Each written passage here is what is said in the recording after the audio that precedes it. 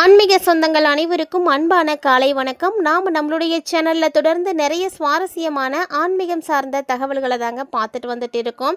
அந்த வரிசையில் இந்த பதிவில் என்ன பார்க்க போகிறீங்க அப்படின்னா, பிறந்திருக்கக்கூடிய புதிய தமிழ் மாதமான தை மாதம் எப்படி இருக்குது, அதாவது ஜனவரி மாதம் 21ஆம் தேதிக்கு பிறகு ஏற்படக்கூடிய கிரக மாற்றங்கள் அப்படின்னு பார்க்கும்பொழுது நமக்கு தமிழ் மாதமான தை மாதம் பிறந்துடுது. ஸோ பொதுவாகவே எல்லாரும் என்ன சொல்லுவாங்கன்னா, தை பிறந்தால் வழி பிறக்கும் அப்படின்னு சொல்லுவாங்க. ஸோ இது எல்லாருக்குமே ஒரு அற்புதமான ஒரு மாதமாக தான் ஆரம்பமாகும். அந்த தை பிறந்தால் வழி பிறக்கும் அப்படிங்கிறது எல்லாருடைய நம்பிக்கையும் கூட. அதாவது மகர மாதம் அப்படின்னு சொல்லுவாங்க இந்த மாதத்தை. ஏன்னா சூரியன் மகர ராசியில் பிரவேசிக்கக்கூடிய ஒரு மாதம். இந்த காலகட்டங்களில் நிறைய நன்மைகளானது மிதுனராசி நேயர்களுக்கு கிடைக்க இருக்குங்க. ஸோ இருந்தாலுமே கூட ஒரு சில விஷயங்களை கவனமாகவும் இருக்கணும். அதை பற்றி நம்ம தெளிவாக பார்க்கலாம். சூரியன் மகர ராசிக்கு வரக்கூடிய இந்த மாதத்தை தை மாதம், இதனால தான் தை மாதத்தை மகர மாதம் அப்படின்னு சொல்கிறோம். சூரியன் பார்த்திங்கன்னா நேர்பாதையான தெற்கு திசையிலேருந்து தனக்கு வடக்கு திசைக்கு மாறிடுவார். இது பார்த்திங்கன்னா ரொம்ப நல்ல ஒரு மாதம்னு சொல்லுவாங்க. நிறைய பேர் இந்த மாதம் பிறக்கிறதுக்காக காத்துட்ருப்பாங்க. ஸோ அப்படிப்பட்ட இந்த மாதத்தில் சூரியன் வழிபாடு செய்கிறதுக்கு உகந்த ஒரு டைமிங்கும் கூட. ஏன்னா சூரியன் அப்படின்றவர் ஒரு பொதுவானவர். அவர் தரக்கூடிய ஒளி இல்லை அப்படின்னா இந்த உலகுக்கே ஒளி கிடையாது. சூரியன் இல்லைன்னா உலகமே இல்லை அப்படி தான் சொல்லணும்.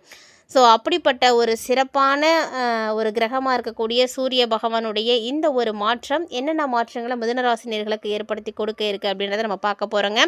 ஸோ வீடியோ தொடர்ந்து பாருங்கள், இங்கே ஸ்கிப் பண்ணாதீங்க. ரொம்பவே இன்ட்ரெஸ்டிங்காக இருக்கும். அது மட்டும் இல்லாமல் உங்களுக்கு ரொம்பவே பயனளிக்கக்கூடிய வகையில் இருக்கும். பொதுவாக ஒரு சில நேரங்களில் கிரகநிலைகளுடைய மாற்றங்களுக்கு ஏற்ப கிடைக்கக்கூடிய பலன்களை நீங்கள் தெரிஞ்சுக்கும் பொழுது தான் நல்ல பலன் கிடைக்கும். அதாவது என்ன சொல்லுவாங்கன்னா, இந்த ஜோதிடத்தை ஒரு நல்ல வழிகாட்டியாக நீங்கள் எடுத்துகிட்டு வந்தீங்க அப்படின்னா உங்களுடைய வாழ்க்கையை நீங்கள் அப்படியே சிறப்பாக்கிக்கலாம். அந்த அளவுக்கு ஒரு அற்புதமான மாற்றங்கள் இருக்கும். ஸோ எல்லாருமே ஜோதிடத்தை உங்களுடைய வாழ்க்கையில் ஒரு நல்ல வழிகாட்டியாக கொண்டு வாங்க. அதுவே உங்களுக்கு நல்லதாக இருக்கும். இப்போ நம்ம மிதுனராசினியர்களுக்கு தான் எப்படி இருக்குன்னு பார்க்க போகிறோம். ஸோ மிதுனராசினியர்களை பொறுத்த வரைக்கும் சொல்கிற அளவுக்கு ஒன்றுமே கிடையாது. ஏன்னா நிறைய விஷயங்களை நீங்கள் நிறைய பதிவில் பார்த்துருப்பீங்க. ஏன்னா இந்த ஆண்டே உங்களுக்காக பிறந்திருக்கு அப்படி தான் சொல்ல. 2026 ரொம்ப அற்புதமாக இருக்குது. மிகப்பெரிய அளவில் ஏற்றம் பெறக்கூடிய ராசிகளில் ஒன்றாக நீங்கள் இருக்க போகிறீங்க. ஸோ அதனுடைய அடிப்படையில் இந்த ஜனவரி 21க்கு அப்புறம் எப்படி இருக்குது அப்படின்றத நம்ம பார்த்துடலாம். ஏன்னா உங்களுக்கு பார்த்திங்கன்னா இப்போது 8ஆம் இடத்துல ராசிநாதன் அமர்ந்திருக்கிறாரு.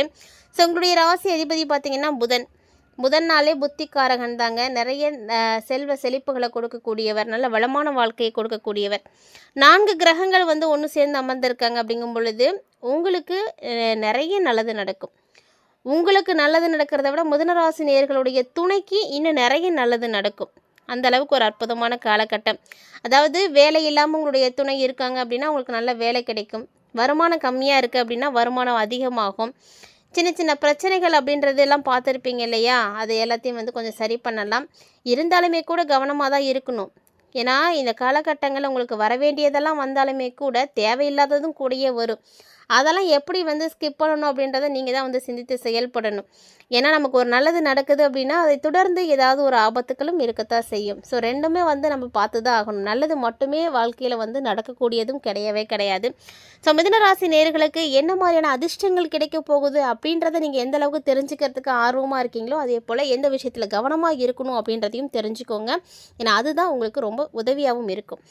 ஸோ இந்த காலகட்டங்களில் நிறைய அதிர்ஷ்டங்கள் உங்களுக்கு காத்துட்ருக்குன்னு தான் சொல்லணும். திடீர் அதிர்ஷ்டங்கள் அதுவும் ஏற்படும். லாட்ரி மூலமாலாம் பணம் சேருங்க. அந்த மாதிரிலாம் ஒரு நல்ல அமைப்பு. லாட்ரிலாம் வாங்கிட்டுருக்கீங்க அப்படின்னா துணிஞ்சு வாங்குங்க. ஏன்னா உங்களுக்கு ஒரு சிறப்பான அம்சம் இருக்குது.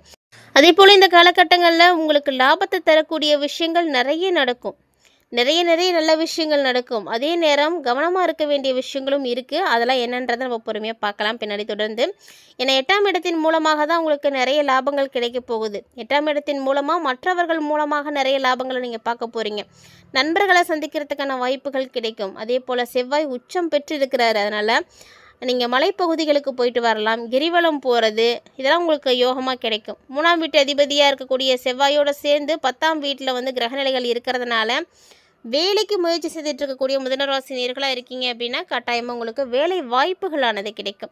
நல்ல வேலை கிடைக்கும். முயற்சிக்கேற்ற வேலை, உங்களுடைய படிப்புக்கேற்ற வேலை, உங்களுக்கு பிடித்தமான வேலை கிடைக்கும். ஸோ இந்த மாதிரி எல்லாமே உங்களுக்கு பிடித்தமான விஷயங்களாகவே நடக்கும். நிறைய அதிர்ஷ்டங்கள் நடக்கும். வேலையில் மாற்றம், மனமாற்றம், வீடு மாற்றம் எது வேணாலும் நீங்கள் செய்யலாம். ஏன்னா எல்லாமே உங்களுக்கு கண்டிப்பாக நடக்கும். இது மட்டும் இல்லாம மிதுன ராசி நேயர்களுக்கு இந்த டைம்ல கம்யூனிகேஷன் நெறைய இருக்கும். ஸோ கம்யூனிகேஷன் மூலமா நெறைய விஷயங்கள் நல்லா நடக்கும். நண்பர்களால வேலையில நல்ல நல்ல நல்ல விஷயங்கள்லாம் நடக்கும். பள்ளி படிக்கக்கூடிய மாணவர்களுக்கு அற்புதமா இருக்கும். பிள்ளைங்கலாம் சொல்றத கேட்டு அப்படியே வந்து நடந்துப்பாங்க. அதெல்லாம் உங்களுக்கு பார்க்கறதுக்கு ரொம்ப சந்தோஷமா இருக்கும். ஸோ பிள்ளைங்களும் நல்ல ஒரு கவனம் எடுத்து படிப்பாங்க. அதனால அவங்களுக்கு நல்ல ஒரு ஆழ்ந்த அறிவு கிடைக்கும். வேலையில என்ன பிரச்சனைகள் பார்த்துட்டு இருந்தீங்களோ, அதெல்லாம் வந்து இப்ப சரியா போகும். அந்த பிரச்சனைகள்லேருந்து இப்பலாம் நீங்க மீண்டு வந்துடுவீங்க. ஆனா, இந்த டைம்ல கவனமா இருக்க வேண்டிய விஷயங்கள் அப்படின்றது ஏராளமா உங்களுக்கு இருக்கு. அதாவது ஒரு 50% நல்ல விஷயங்கள் நடக்குது அப்படின்னா, 50% நீங்க கவனமாவும் இருந்துக்கணும். செல்ஃபோன் மூலமா ரொம்ப ரொம்ப கவனமா இருக்கணும். ஏன்னா, அதன் மூலமா உங்களுக்கு நெறைய பிரச்சனைகள் வரதுக்கான வாய்ப்புகள் இருக்கு. வேலையிலயும் அதே மாரி தாங்க. வேலைப்பளு அப்படின்றது அதிகமா தான் இருக்கும். நெறைய லாபங்கள் கிடைக்கும் தான். ஆனா, அதுக்கான ஒரு எஃபர்ட்ட நீங்க எடுத்து தான் ஆகணும். வேலை செஞ்சு தான் ஆகணும். வேலைய பார்த்துட்டுலாம் நீங்க விட்டுட்டீங்க அப்படின்னா, உங்களுக்கு அதுக்கான லாபங்கள் கிடைக்காம போயிடும். ஸோ நெறைய பரிசுகள் கிடைக்கும். குரு வக்ரமா இருக்கிறார் இல்லையா? ஆசைப்பட்டதெல்லாம் நீங்க வாங்கலாம். அதுக்கான யோகங்கள்லாம் கண்டிப்பா இருக்கு. ஸோ சுப விரயங்கள் நெறைய இருக்கு. விரயங்கள நெனச்சு கவலைப்படாதீங்க. சுப விரயங்களா தான் இருக்கும். அதனால நீங்க பெருசா பயப்படுறதுக்கு ஒண்ணுமே கிடையாது.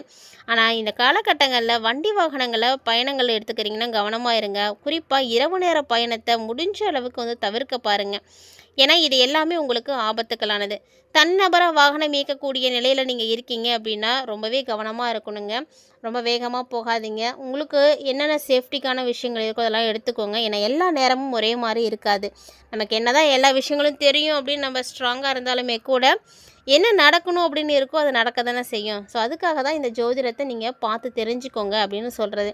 ஸோ இப்போ வந்து நீங்க வண்டி வாகனத்துலலாம் கவனமா இருக்கணும், இரவு நேரத்தில தவிர்க்கணும் அப்படின்றதெல்லாம் பார்த்து தெரிஞ்சுக்கிட்டீங்க அப்படின்னா, கொஞ்சம் அதுலேருந்து வந்து ஓரளவுக்கு நீங்க வந்து சேஃப்டியா இருக்கலாம், எச்சரிக்கையா இருந்துக்கலாம் இல்லையா? அதுக்காக தான் இந்த ஜோதிடத்த வந்து பார்த்து தெரிஞ்சுக்கோங்கன்னு சொல்றது. ஸோ நம்பிக்கையோட வந்து இருந்தீங்க அப்படின்னா, நம்பிக்கையோட செயல்பட்டீங்க அப்படின்னா பார்த்தீங்கன்னா, அது கண்டிப்பா நடக்கும். எந்த ஒரு விஷயமுமே வந்து நம்ம செய்யக்கூடிய செயல்பாடுகள்ல தான் இருக்கு. இந்த காலகட்டங்கள் பார்த்தீங்கன்னா, ரொம்ப ரொம்ப அற்புதமா தான் உங்களுக்கு வந்து பிறந்திருக்கு. அதனால நீங்க ரொம்பலாம் வந்து பயப்பட தேவையில்ல. மிதுனத்தில பார்த்தீங்கன்னா, குருவினுடைய பார்வை இருக்கு. ஸோ உங்க ராசியின் மீது குருவினுடைய பார்வை கிடைக்குது அப்படிங்கும் பொழுது, கண்டிப்பா நல்ல பலன் தான் கிடைக்கும். ஏன்னா குரு பார்க்க கோடி நன்மை. எல்லாத்தையுமே கரெக்ட்டா பிளான் பண்ணி மட்டும் செய்யுங்க. அதுவே போதும் உங்களுக்கு எல்லா வெற்றியை கொடுத்துடும். உத்தியோகத்தில உற்சாகமா செயல்படலாம். ஜென்ம சனியானது இருக்கு தான் இருந்தாலுமே கூட, ஆரோக்கியத்தில அப்பப்போ பிரச்சனைகள் ஏற்படலாம். கவனமா இருந்துக்கோங்க. மற்றபடி உங்களுக்கு பெருசாக பாதிப்புகள் அப்படின்லாம் ஒன்றும் கிடையாது. ஏன்னா மிதுனத்தில் இருக்கக்கூடிய குரு பகவான் இந்த காலகட்டங்கள் முழுக்க வக்ரகதியில் தான் இருக்க போகிறாரு. ஸோ ராசியை வந்து பொறுத்த வரைக்கும் தனம் மற்றும் லாபஸ்தானத்தின் அதிபதியாக இருக்கக்கூடிய கிரகம் குரு பகவான். அவர் வக்ரமாக இருக்கிறார் அப்படின்றதுனால வருமானத்தில் ஒரு சில பற்றாக்குறைகள் மட்டும் ஏற்படலாமே தவிர மற்றபடி உங்களுக்கு பிரச்சனை இருக்காது. குரு பார்வை இருக்குது அப்படின்றதுனால தேவைக்கேற்ற பணம் மட்டுமே கண்டிப்பாக இருக்கும். வெளிநாடு சம்மந்தப்பட்ட முயற்சிகளானது இந்த டைமில் நீங்கள் கொஞ்சம் எடுத்து வைக்க வேணாம். கொஞ்சம் பொறுமையாக இருங்க. ஏன்னா அது வந்து உங்களுக்கு நடக்கிறதுக்கு கொஞ்சம் டிலே ஆகலாம். ஸோ இருந்தாலும் கண்டிப்பாக நடக்கும் தான். ஆனால் அந்த முதல்ல ஏற்படக்கூடிய தடைகளோ, இந்த சின்ன சின்ன தடைகளோ பார்த்தா ஒரு சிலர் வந்து விரக்தி ஆகிடுறது உண்டு. அதனால் கண்டிப்பாக நடக்கும். பொறுமையாக இருங்க.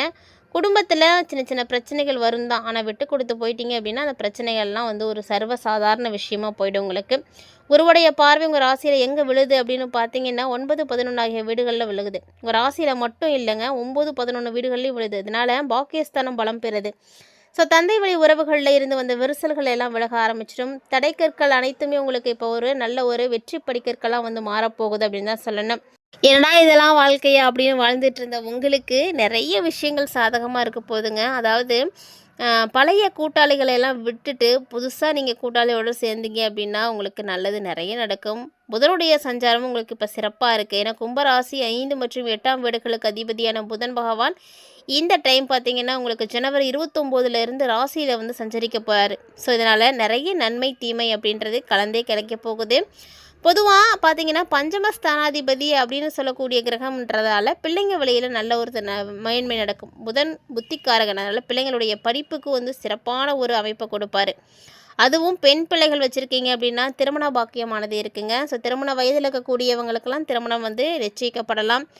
அதாவது உங்களுடைய முன்னேற்றத்துக்கு நிறைய முக்கிய புள்ளிகளுடைய ஒத்துழைப்பு கிடைக்கும். பிரபலமானவங்களுடைய சப்போர்ட் கிடைக்கும். அதனால் நீங்கள் வந்து அதை வச்சு வந்து வெளியில் வந்துடலாம்.